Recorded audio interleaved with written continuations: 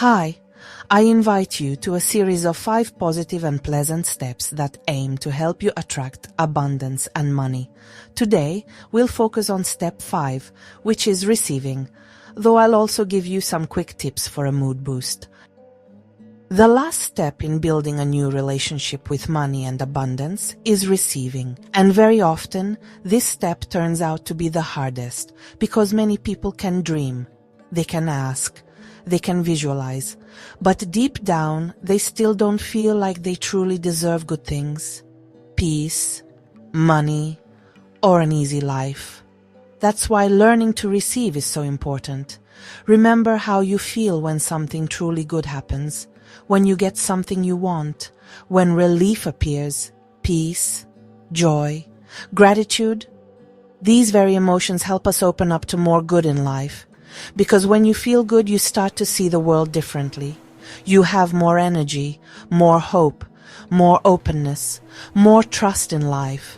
And that's when you more easily notice opportunities, solutions, and people who can change something in your life. What matters is how you feel right now.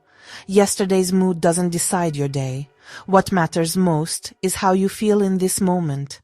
That's why it's good to regularly go back to things that help you get back to feeling light, peaceful, and balanced. Not because you should ignore difficulties, but because long-term stress, tension, and feeling helpless close us off to many possibilities, taking away our potential.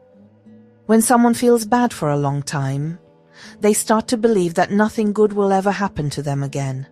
And then it's much harder to see solutions that would have been obvious before. Feeling good isn't a luxury. It's one of the most important investments in yourself. And often, it doesn't take much to change your emotional state, even a little. Sometimes all it takes is a short walk, a chat with a kind person, favorite music, a moment of quiet, laughter, contact with nature, rest, gratitude, movement, or a few calm breaths. You don't have to change your whole life right away.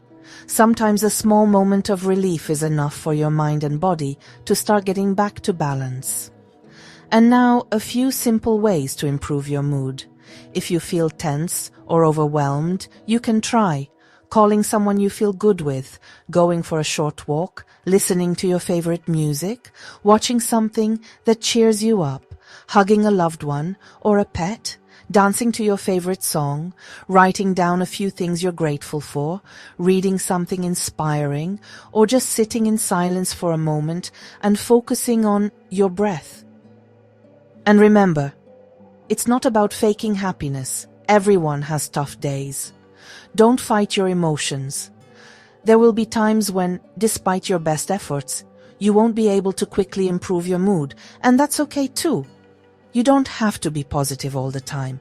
Sometimes the best thing you can do is accept your emotions and give yourself a moment, without judging yourself, without fighting, without pressure, because emotions pass much faster when we stop fighting them. Finally, a reminder that regularly returning to these exercises will gradually change your outlook. You'll likely notice a shift not only in how you feel, but also in your approach to money and life.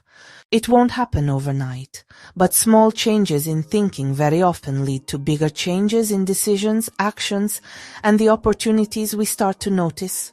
So treat these practices as a process, not as pressure. Go back to them when you need to. And remember, what you focus on most often, very often, starts to grow in your life too. That's why it's worth consciously building more peace, gratitude, openness, and belief that good things are also possible for you. I wish you good luck.